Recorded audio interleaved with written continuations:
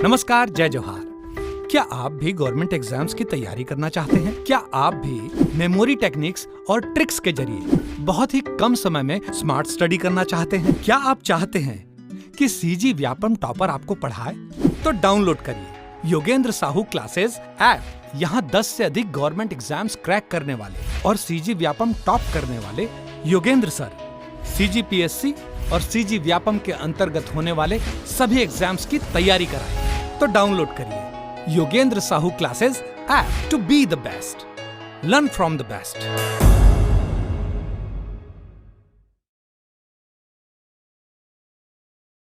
कोई भी सपना साकार करने के लिए सबसे जरूरी है सही कोच का होना। चुनिए Yogendra Sahu classes first rank को और करे अपने सीजी व्यापम CGPSC का सपना साकार। Download the app now. नमस्कार दोस्तों, स्वागत है आपका योगेंद्र साहू ऑनलाइन क्लासेस में। पिछले क्लास में हमने जो ब्रिटिश अधीक्षक थे उनके बारे में देखा था। आज हम उसी के आगे किस प्रकार से ब्रिटिशर्स ने पुनः भोसला और शासकों को उनका राज्य क्षेत्र दे दिया था उसके बारे में देखेंगे। तो पिछले लेक्चर में मैंने इसके बारे में थोड़ा सा ओवरव्यू बताया कि किस प्रकार से कैप्टन जो क्रॉफर्ड रहते हैं उनके समय में संधि होती है, पुनः संधि होती है, और जो अंग्रेज रहते हैं वो रघुजी तृतीय के द्वारा नियुक्त अधिकारी कृष्णाराज अप्पा को इनका शासन समर्पित कर देते हैं। और अंतिम रूप से 6 जून 1823 को ये क्षेत्र जो छत्तीसगढ़ क्षेत्र है और अन्य जो क्षेत्र थे वो मराठों को वापस मिल जाते हैं। ठीक है, तो रघुजी तृतीय रहते हैं वो 1830 से 54 तक फिर से एक मराठा शासक के रूप में कार्य करते हैं। 1828 में भारत के गवर्नर जनरल जो लॉर्ड विलियम बेंटिक नियुक्त होते हैं, तो ये बहुत ही उदारवादी वायसराय रहते हैं, गवर्नर जनरल रहते हैं, जिनका जो रियासत क्षेत्र थे, जो भारतीय रियासत थे, उनके प्रति बहुत ही उदारवादी दृष्टिकोण रखते थे। इसके तहत ये क्या करते हैं, जब वयस्क तो हो चुके रहते हैं कौन, रघुजी तृतीय, लेकिन इनको केवल कुछ ही क्षेत्रों में शासन करने का अनुमति दिया जाता है। ठीक है, कि आप पहले शासन सत्ता संभालिए, फिर उसके बाद आपको संपूर्ण क्षेत्र दिया जाएगा। तो उसके तहत ये क्या रहते हैं, कुछ क्षेत्र में तो राज्य करते रहते हैं। फिर इसके पश्चात क्या करते हैं कि निर्धारित जो शर्त रहता है कि आप वयस्क होंगे फिर आपको शासन क्षेत्र दे दिया जाता है, उसके तहत रघुजी तृतीय को वापस शासन सत्ता दे दी जाती है। तो आपको याद रखना है कि कौन से गवर्नर जनरल उस समय थे, तो लॉर्ड विलियम बेंटिक थे। लॉर्ड विलियम बेंटिक के समय इनको उनका शासन वापस मिलता है। तो रघुजी तृतीय ने छत्तीसगढ़ का शासन जिलोदारों के माध्यम से संचालित किया। अब क्या, उससे पहले सूबेदार थे, सूबेदार के बाद ब्रिटिश अधीक्षक नियंत्रित करते थे। अब ब्रिटिश अधीक्षक के बाद अंग्रेजों ने सलाह दिया कि आप जिलेदारों के माध्यम से इस क्षेत्र में शासन कीजिएगा अगर। तो रघुजी उनकी बातों को मानते हैं और उनकी बातों का पालन करते हुए इस क्षेत्र में जिलेदारों की नियुक्ति करते हैं और उसी के माध्यम से छत्तीसगढ़ क्षेत्र में वो शासन करते हैं और स्वयं नागपुर क्षेत्र में रहते हैं। ठीक है, तो 6 जून 1830 को ब्रिटिश अधीक्षक क्रॉफर्ड ने भोसला प्रतिनिधि कृष्णाराज अप्पा को छत्तीसगढ़ का शासन सौंप दिया था। ये हमने देख लिया है। अब जिलेदार के माध्यम से शासन करेंगे। अब जब रघुजी तृतीय आते हैं तो कुछ कार्य भी करेंगे। तो जिस प्रकार सैंडिस ने 2 ताहूददारी का निर्माण किया था, क्या, सिरपुर और लोरमी और तारिंगा, तो उसी के अनुरूप रघुजी तृतीय भी ताहूददारी व्यवस्था चालू करते हैं और सिरपुर और लवन को ताहूददारी बनाते हैं। सिरपुर 1843 और लवन 1848। सैंडिस ने क्या क्या बनाया था, सैंडिस ने बनाया था आपका लोरमी और तारिंगा 26 और 28 में, और सिरपुर और लवन को बनाता है रघुजी तृतीय तो 1843 और 48 में। तो दोनों आपको याद रखना है। ठीक है, अब सुधार कार्य के अंतर्गत ये क्या करते हैं, तो 3 मुख्य सुधार कार्य करते हैं, जिसमें पहला आता है सती प्रथा पर प्रतिबंध। सती प्रथा पर ये प्रतिबंध लगाते हैं। अब इससे पहले क्या है कि यहाँ ब्रिटिश नियंत्रण में आ चुका था छत्तीसगढ़ क्षेत्र। अब ब्रिटिश नियंत्रण में आने की वजह से उनको यहाँ की जो पाखंड है, कुरीति हैं, उनके बारे में पता चल चुका था। तो इनके बारे में वो रघुजी तृतीय को आगाह कराते हैं और उनके कहे मुताबिक वो इन सभी जो प्रथा थी उनके ऊपर काम करते चलते हैं। तो सती प्रथा पर प्रतिबंध 1831 में लगाते हैं। इस समय छत्तीसगढ़ में सती प्रथा विद्यमान थी, जिसका हमने भली भांति वो देखा है किस प्रकार से जो उमाबाई थी उसने बिम्बाजी भोसले के मृत्यु के उपरांत सती प्रथा अपनाया था। उसी के आगे हमने जब देखा था पुरुषो जी, तो पुरुषो जी की पत्नी ने भी उनके मृत्यु के उपरांत सती हो गई थी, जो काशीबाई थी वो। ठीक है, तो ये सब प्रथा इस समय चली आ रही थी, तो उसी का ये विरोध करते हैं और उस पर प्रतिबंध लगा देते हैं। ठीक है, तो यह एक अमानवीय व क्रूर प्रथा थी। ठीक है, इस पर रोक लगाने का आदेश रघुजी तृतीय द्वारा 1831 में दिया गया था। तो ये बहुत ही इंपॉर्टेंट है, आपको याद रखना है। रघुजी तृतीय द्वारा सती प्रथा पर प्रतिबंध लगाया और ईयर के साथ याद रखना, कब? 1831 में प्रतिबंध लग गया। फिर आगे चल के ये नरबलि प्रथा पर भी रोक लगाते हैं। अब नरबलि प्रथा क्या था, तो मैंने बताया था, इसके संबंधित हमने जनजातीय विद्रोह में एक विद्रोह पढ़ा था, मेरिया विद्रोह, जो कि 1842 में होता है। तो नरबलि प्रथा ऐसा था कि जो दंतेश्वरी माता मंदिर है वहाँ प्रतिवर्ष एक नर की बलि दी जाती थी, ठीक है, और उसके लिए एक प्रॉपर एक गांव को दान भी दिया गया था, गांव को दान भी दिया गया था। अब ये गांव कौन सा था, तो वो भी देखते हैं। अब बस्तर क्षेत्र में आता था दंतेश्वरी माता मंदिर, और करौद जो उसी से लगा हुआ था, बस्तर और करौद, इस दोनों जमींदारियों में ये जो नरबलि प्रथा थी वो बहुत ही ज़्यादा प्रचलित थी। तो बस्तर तो एक बहुत बड़ा क्षेत्र हो जाता था जिसके, और उसके आसपास एक करौद भी थी। तो बस्तर और करौद जमींदारी में ये जो नरबलि प्रथा है वो प्रचलित था। अब इसके बारे में जानकारी कहाँ से प्राप्त हुई, तो जब मैंने आपको छिंदक नागवंश पढ़ाया था तो उसमें एक शासक के बारे में पढ़ाया था, मधुरांतक देव।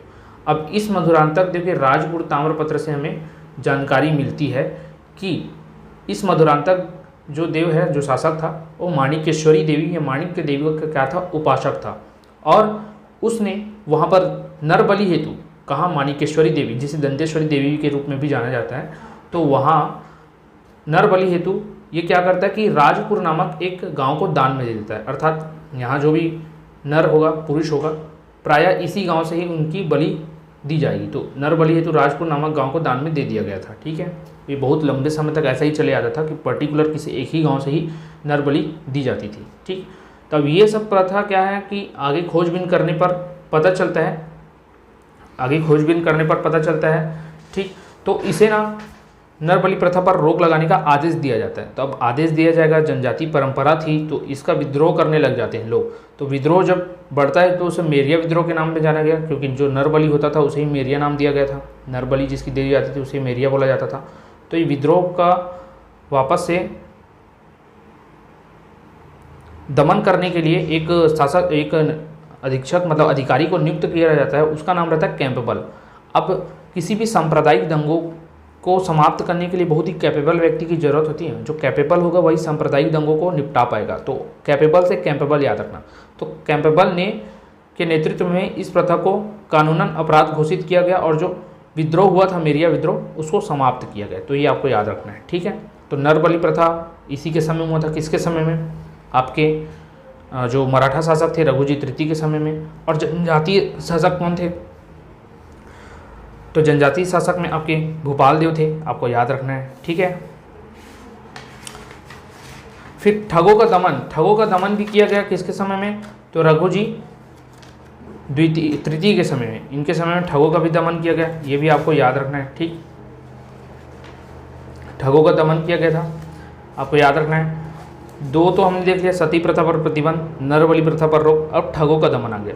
अब छत्तीसगढ़ में ठगों मतलब मुल्तानियों के मुखिया सलावत, उदाहुस्न और फिर प्यारे जमादार, हीरा नायक, उमर खां व दिलावर खां थे। तो आप इनके नाम एक बार रीड कर लेना, कुछ स्ट्रेस लेने वाली बात नहीं कि इनके मुखिया कौन थे।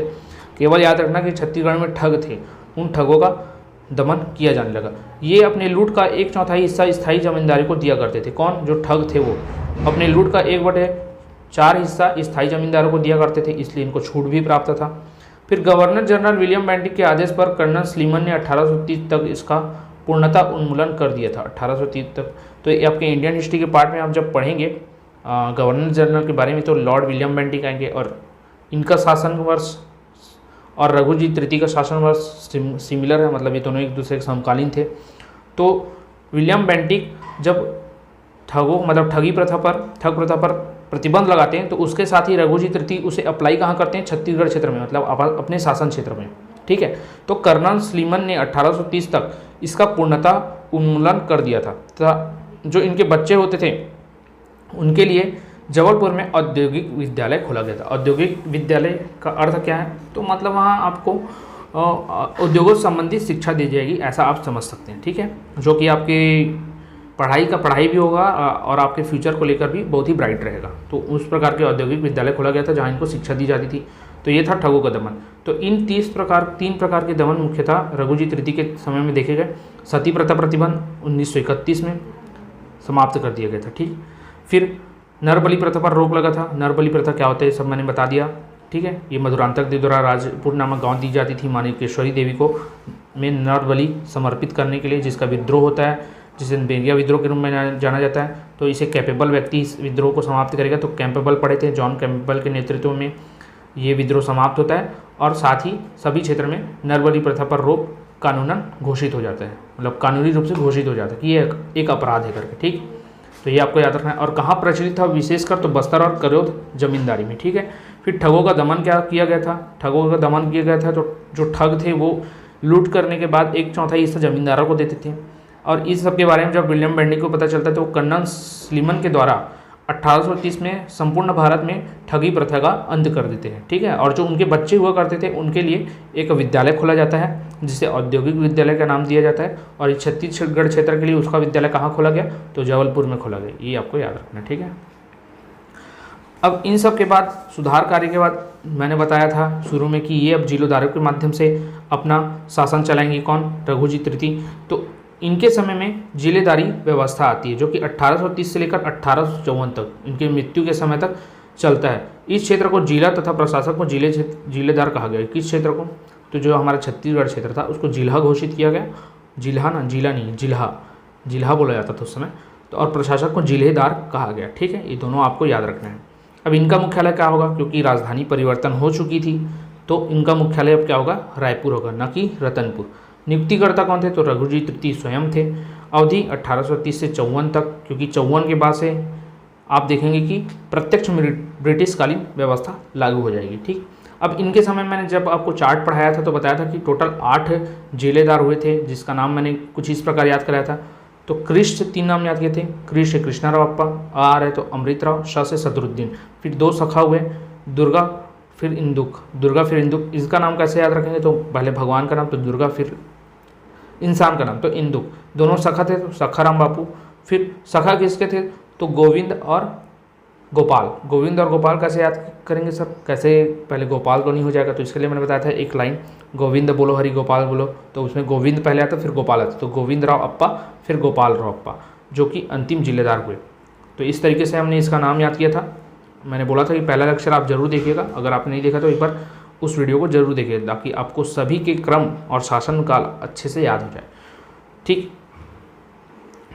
तो प्रथम इसमें पूछा जाता है कि प्रथम जिलेदार कौन थे? तो कृष्णाराव अप्पा थे, ये याद रखना है। और अंतिम जिलेदार कौन थे? तो गोपाल राव अप्पा थे। इतना आपको याद रखना है, ठीक है। और 1854 में इनका अंत किसके द्वारा किया जाता है? तो चार्ल्स सी इलियट के द्वारा किया जाता है, क्योंकि 1854 के बाद से ये ब्रिटिश नियंत्रण में आ जाता है और वहाँ फिर डिप्टी कमिश्नर, इस क्षेत्र में डिप्टी कमिश्नर के रूप में चार्ल्स सी इलियट को नियुक्त किया जाता है 1854 में। उसके साथ ही यहाँ की शासन व्यवस्था चार्ल्स सी इलियट के हाथों में आ जाती है। ये आपको याद रखना है, ठीक है। तो जिलेदारी व्यवस्था 1830 से 54 तक चलती है। इस क्षेत्र को जिला और यहाँ प्रशासक को जिलेदार कहा जाता था। रायपुर मुख्यालय हुआ करता था, नियुक्तिकर्ता रघुजी तृतीय थे, ठीक। टोटल 8 जिलेदार हुए। तो उसमें प्रथम जो थे कृष्णाराव अप्पा थे, अंतिम जो थे गोपाल राव अप्पा थे, ठीक है। और गोपाल राव अप्पा के बाद 1854 में चार्ल्स सी इलियट यहाँ की शासन व्यवस्था को अपने हाथों में ले लेते हैं। तो ये था इनके जिलेदारी व्यवस्था के से संबंधित, ठीक। अब इसी के आगे हम देखेंगे विद्रोह की। जो रघुजी तृतीय थे उनके समय में क्या क्या विद्रोह हो जाता है, तो वो देखते हैं हम कि इनके शासनकाल में धमधा के गोड़ राजा का विद्रोह होता है 1830 में। धमधा के गोड़ जमींदार का विद्रोह होता है। इससे पहले हमने देखा था धमधा के गोड़ विद्रोह 1818 से 25 तक हुआ था, ठीक है। ये आपके एगेन्यू के समय में हुआ था। उसी के आगे ये 1830 में भी इनका विद्रोह होता है। अब इस समय शासन कौन कर रहे थे? तो रघुजी तृतीय कर रहे थे। ये आपको याद रखना है, ठीक है। फिर बरगढ़ के विद्रोह जमींदार का विद्रोह होता है। बरगढ़ के जमींदार का विद्रोह होता है जो कि 33 से 45 तक होता है, ठीक है। फिर तारापुर का विद्रोह होता है जो कि 1842 से 54 में होता है। और मेरिया विद्रोह होता है 1842 से 63 में। तो ये दोनों तो जनजातीय विद्रोह में साथ में तारापुर और मेरिया विद्रोह पढ़ते हैं। 1842 से दोनों का स्टार्ट होता है, ठीक है। और इसके बारे में विस्तृत जानकारी मैंने आप पहले लेक्चर बना चुका हूँ तारापुर और मेरिया विद्रोह के नाम से, जनजातीय विद्रोह, तो वहाँ आप जाकर देख सकते हैं, ठीक है। अब ये दो इनके समय जो शासक थे वो भूपाल देव थे, इतना आपको मैं बता देता हूँ, ठीक। तो इसको आप DBT करके याद रखें, DBT इस तरीके से आप याद रख सकते हैं। DBT, D से धमधा के गोड़ राजा का विद्रोह होता है 1830 में। B से बरगढ़ के जमींदार का विद्रोह होता है 33 से 45 में। ठीक है, बी हो गया। फिर टी से तारापुर विद्रोह और मेरिया विद्रोह, तो ये 1842 में थे। तो इस प्रकार टोटल 4 विद्रोह होते हैं, जिसमें DBT करके हमने याद किया था, DBT और इसको M कर लो, DBTM, ठीक। तो तारापुर और मेरिया सिमिलर है, एक साथ शुरू होते तो याद हो जाएगा, तो केवल DBT को भी याद रखोगे तो आपको याद रह जाएगा ये, ठीक है। तो ये सारे विद्रोह थे जिसे मैंने बता दिया। अब जो धमधा विद्रोह हुआ और जो बरगढ़ का विद्रोह हुआ उसके बारे में हम थोड़ा डिटेल में देख लेते हैं। तारापुर विद्रोह और मेरिया विद्रोह को तो आपको मैंने बोला कि लेक्चर्स जो बने वहाँ से देख लीजिएगा। धमधा विद्रोह 1830 में हुआ था। धमधा के गोड़ जमींदार के द्वारा किया गया था, ठीक है। इससे पहले भी गोड़ जमींदार के द्वारा ही किया गया था। कारण क्या था? तो जिलेदार के शोषणकारी कार्यों से असंतुष्ट होना। तो जो भी प्रशासनिक अधिकारी आता था ना, वो क्या करता था, अधिकतर शोषण ही करते थे। अधिकतर देखेंगे आप आदिवासियों के और जो दबे कुचले लोग हैं, दलित लोग हैं, जो बहुत ही कमज़ोर लोग हैं, कमज़ोर वर्गों का अधिकतर शोषण किया जाता था। तो इनके शोषणकारी कार्य से असंतुष्ट होकर वहाँ के जमींदार के द्वारा इनके खिलाफ विद्रोह किया गया, जिसे धमधा विद्रोह के नाम में जाना जाता है। और ये धमधा में हुआ इसलिए धमधा विद्रोह। और वहाँ के कौन थे? धमधा के गोड़ जमींदार। राजा का नाम नहीं दिया है, गोड़ जमींदार के नाम से जाना जाता था। तो उन्होंने नेतृत्व किया। अब दमन किसके द्वारा किया गया? तो कृष्णाराव अप्पा जो जिलेदार थे उनके द्वारा ही किया गया। लेकिन सहयोग किसका लिया गया? तो अंग्रेजों का सहयोग लिया गया, ठीक है। तो धमधा विद्रोह 1830 में होता है। धमधा के गोड़ जमींदार के द्वारा किया जाता है। कारण क्या था? तो जिलेदार का शोषणकारी नीति और उनके कार्यों से असंतुष्ट होना। और इसका दमन भी स्वयं जिलेदार जो रहेगा कृष्णाराव अप्पा अंग्रेजों के सहयोग से कर देता है। तो ये था धमधा विद्रोह। इसके आगे बरगढ़ का विद्रोह होता है, जो कि 33 से 45 तक चलता है। इसमें पिता और पुत्र जो अजीत सिंह और बलराम सिंह रहते हैं, वो दोनों इसका नेतृत्व करते हैं। अजीत सिंह और उसका पुत्र जो रहता है बलराम सिंह, वो दोनों इस बरगढ़ विद्रोह का नेतृत्व करते हैं। अब इसका जो दमन है ना, वो रायगढ़ रियासत के शासक देवनाथ सिंह ने अंग्रेजों के आदेश से कर दिया था। अब अंग्रेज आदेश देते हैं देवनाथ सिंह को कि आप अपने क्षेत्र से लगे हुए बरगढ़ क्षेत्र में जो हो रहा है विद्रोह, उसका दमन कर दीजिए। तो उसी के अनुसार क्या करता है, देवनाथ सिंह जाता है और बरगढ़ के विद्रोह में अंग्रेजों की सहायता करता है और इस विद्रोह को भी दमन कर देता है, ठीक है। नाम याद रखना कि ऐसा कौन सा विद्रोह है जिसमें पिता और पुत्र दोनों ने नेतृत्व किया, तो वो बरगढ़ का विद्रोह है। अजीत सिंह और बलराम सिंह, दोनों नाम आपको याद रखना है, ठीक है। अब सहयोग किया है देवनाथ सिंह ने, तो उसको कुछ ना कुछ तो मिलेगा। तो देवनाथ सिंह को इस बरगढ़ क्षेत्र की जमींदारी पुरस्कार के रूप में दे दी जाती है। तो याद रखना, सहयोग करने के बदले देवनाथ सिंह को बरगढ़ की जमींदारी दे दी जाती है। फिर 1845 ईस्वी में अंग्रेजों ने बलराम सिंह से समझौता कर विद्रोह शांत किया और उन्हें माल खरोच सहित 10 गांव शासन करने के लिए दिए गए। अब इनका बरगढ़ क्षेत्र था जमींदारी का, लेकिन अब इन्होंने तो क्या कर लिया था, विद्रोह। अंत में इनसे समझौता भी कर लिया जाता है, लेकिन इनसे जमींदारी छीन ली जाती है और इनको केवल और केवल 10 गाँव दिए जाते हैं, माल खरोच सहित 10 गाँव, माल खरोच सहित 10 गाँव शासन करने के लिए दिया जाता है। किसे? बलराम सिंह को, ठीक है। तो ये आपको याद रखना है, ठीक। तो ये था बरगढ़ विद्रोह और धमधा विद्रोह। तो ये विद्रोह रघुजीत तृतीय के समय में हुए थे, जिसे हमने देखा। अन्य जो विद्रोह थे तारापुर और मेरिया विद्रोह, ये आप जनजातीय विद्रोह में देखिएगा। अब इनके समय में और क्या कुछ मुख्य पॉइंट थे वो देखते हैं। तो रघुजीत तृतीय की जो मृत्यु 11 दिसंबर 1853 को हो जाती है। इनकी उस समय आयु 47 वर्ष की थी। अब इनका कोई भी पुत्र नहीं होता है, ठीक है। तो उस समय एक गवर्नर जनरल आते हैं जिसका नाम रहता है लॉर्ड डलहौजी। और ये लॉर्ड डलहौजी जो रहते हैं उन एक नीति लाते हैं, हड़प नीति, डॉक्ट्रिन ऑफ लैप्स। ये क्या होता है? तो ये जो भी क्षेत्र जहाँ के शासक का स्वयं संतान ना हो, वो और उसका शासन क्षेत्र को हम अपने अधीन कर लेंगे। वो अगर दत्तक पुत्र लेता है, गोद लेता है और हमारी मर्जी के खिलाफ लेता है, तो हम उन क्षेत्रों पर कब्जा कर लेंगे। और अधिकतर इनकी जो अपने साम्राज्य विस्तार की नीति थी वो इसी के थ्रू करते थे, ठीक है। इनसे आप वो आदेश लें या ना लें, ये उस क्षेत्र को हथिया ही लेते थे। यही था हड़प नीति, ठीक। तो उसी क्रम में रघुजीत जो तृतीय थे उनका भी कोई संतान नहीं रहता है, तो ये गोद लेते हैं, लेकिन उसे ये मानते नहीं हैं। और डलहौजी क्या करता है कि इस क्षेत्र में हड़प नीति के तहत इस क्षेत्र को अंग्रेजी सत्ता में, ब्रिटिश साम्राज्य में शामिल कर लेता है, ठीक है।